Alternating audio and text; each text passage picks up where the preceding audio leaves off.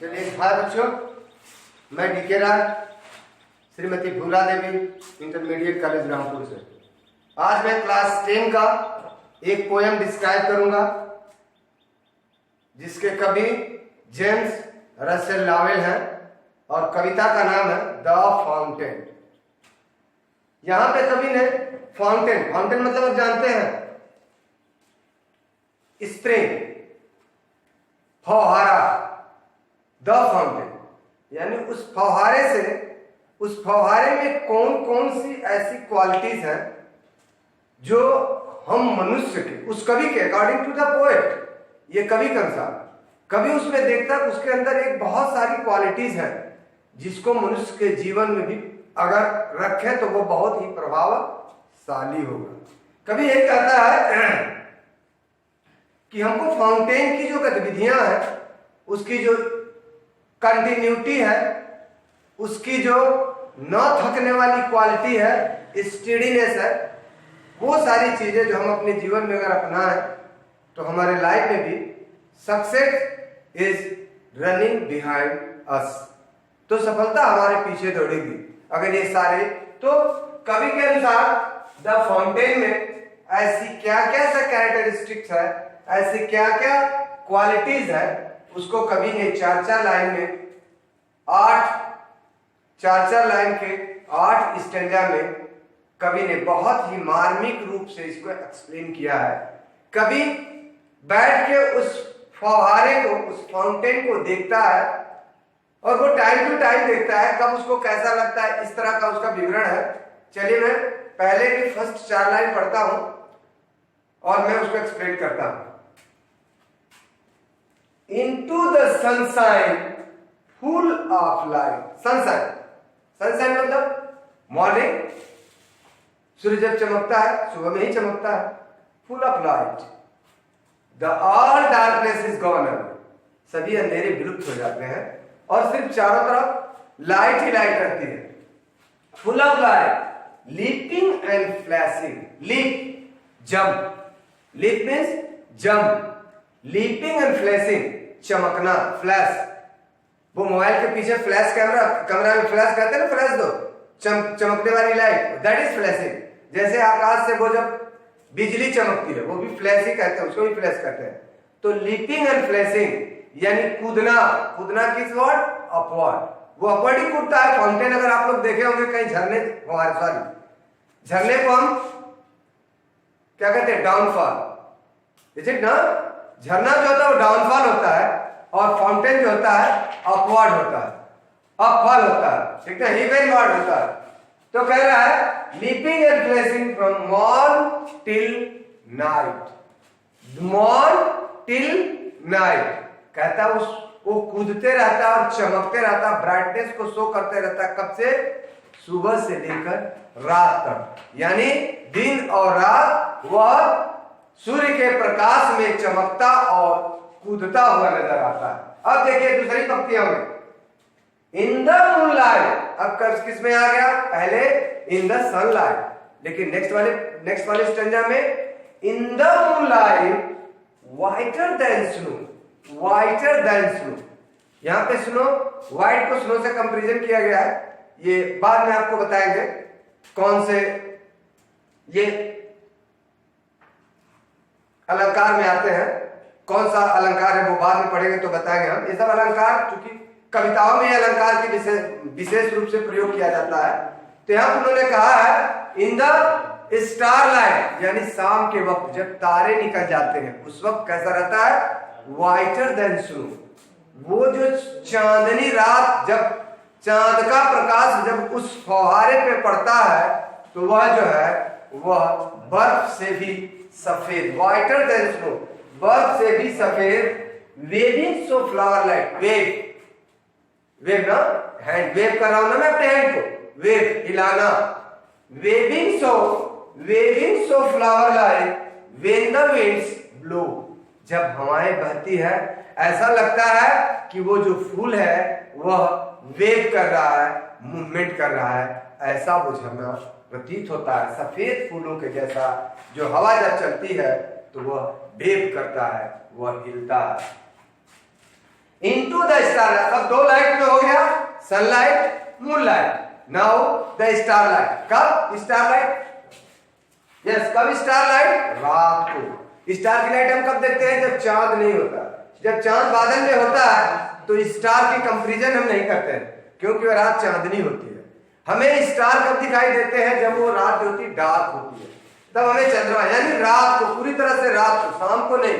पहली लाइन जो मूनलाइट थी वो शाम थी, पहला जो पैराग्राफ था इन द सनलाइट वो मॉर्निंग था, सेकंड वाला शाम था, ये लास्ट वाला इन द स्टारलाइट रात को। रात को कैसा दिखता है? रसिंग इन स्प्रे। रस जल्दी जल्दी करना, रसिंग इन स्प्रे, छिड़क रहा है, रसिंग। Happy at midnight, happy by day. ऐसा लगता है कि बहुत खुश हो, बहुत प्रसन्न हो, बहुत ही प्रसन्न हो, चाहे वो दिन हो चाहे वो रात हो, वह सदैव हमको प्रसन्न ही रूप में दिखाई देता है। Even in motion, blithesome and cheery. Blithesome, blithesome भी कोई लोग पढ़ते हैं, इसका प्रोनाउंसिएशन ब्लीदेसम भी है, ब्लाइथसम भी है, जो भी आपको अच्छा लगे आप प्रोनाउंसिएशन कर लीजिएगा। ब्लीदेसम मींस होता है हैप्पी, ब्लीदेसम मींस होता है हैप्पी, प्रसन्न होना।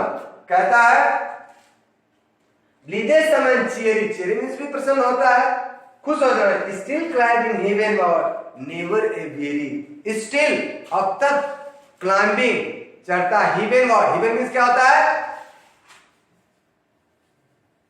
हेवन स्वर्ग, इसका साइनोनिम्स क्या होगा? पैराडाइज, स्वर्ग। हमेशा वो स्वर्ग, स्वर्ग कहां होता है?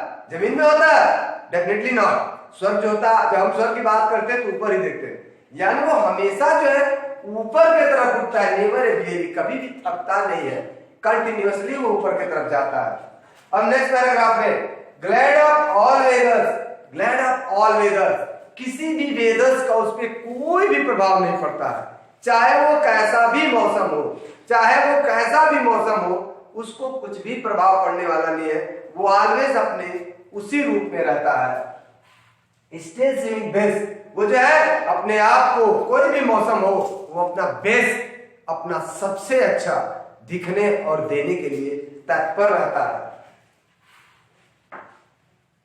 अपवर्ड एंड डाउनवर्ड, वो जो उसका अपवर्ड और डाउनवर्ड, जब कुछ दूर जाने के बाद फुहारा फिर नीचे गिरता है, तो अपवर्ड एंड डाउनवर्ड इतनी कंटिन्यूअस होती है कि अगर लगातार आप उस दृश्य को देखें तो लगेगा वो स्थिर हो गया है वो झरना, क्योंकि कंटिन्यूअस ये चल रहा है। जब बहुत देर मैंने rising up falling down, rising up falling down, rising up falling down, उठता है गिरता है, उठता है। जब कुछ देर आप निगाह टिका देंगे तो ऐसे लगेगा वो एकदम स्थिर है, ना तो उठ रहा है ना तो गिर रहा है।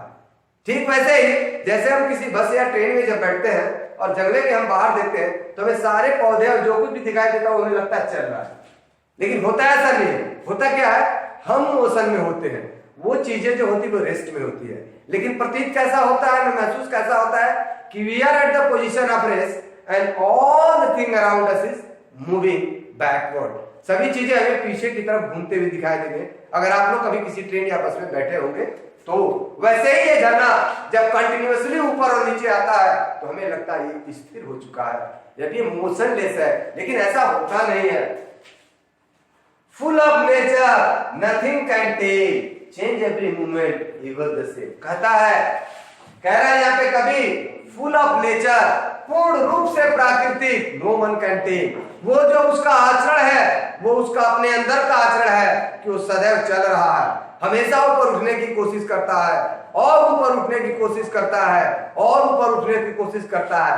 ये जो है किसी ने उसे टेम नहीं किया है, उसे सिखाया नहीं है, बल्कि वो उसके बाय द नेचर है कि वो हर क्षण वो और ऊपर उठने की हमें प्रेरणा देता है। Changing every moment even the same, उसके हर मोमेंट चेंज होते हैं, लेकिन हर बार वही कृत्य कि ऊपर की ओर वह बढ़ते जाता है।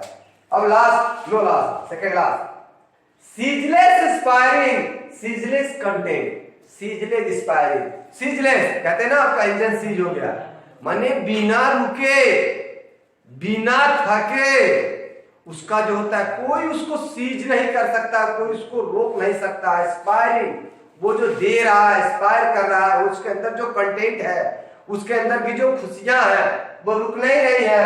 डार्कनेस सनलाइट दाई एलिमेंट, चाहे वो अंधेरा हो चाहे वो उजाला हो, उसका जो एलिमेंट है वो जो शो करना चाहता है वो कंटिन्यूअस शो कर रहा है, उसके ऊपर किसी चीज का कोई प्रभाव नहीं पड़ रहा।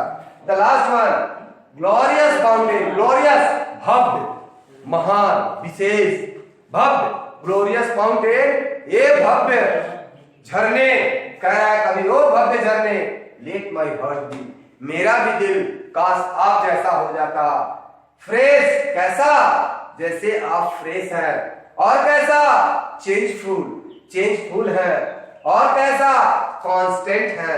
और कैसा, अपवर्ड लाइक दी, और आप जैसे ऊपर उठने की जो ललक है वह भी मुझ में रहे तो मैं भी अपने दिल को बहुत ही ग्लोरियस महसूस करूंगा।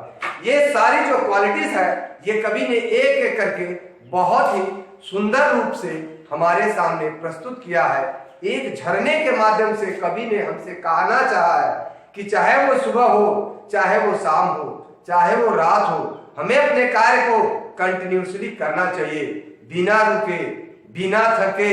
हमें हमेशा ऊपर उठना का मतलब नहीं कि आप स्वर्ग में उठ जाओ, ऊपर उठने का मतलब कि आज जहां हो उससे एक कदम तुम्हारा हर रोज आगे हो, सशक्त हो और दृढ़ता पूर्वक हो। तो जब तक आप कंटिन्यूअस पढ़ेंगे नहीं, वहां पे कभी जो यहाँ पे जो रूप बताया फाउंटेन का, ये बहुत ही मार्मिक रूप से बताया है। और इसको आप वर्ड मीनिंग देख लीजिएगा, क्वेश्चन आंसर इसके बाद वाली क्लास में मैं दे दूंगा आप लोगों को। थैंक यू, धन्यवाद, बाय बाय, टाटा।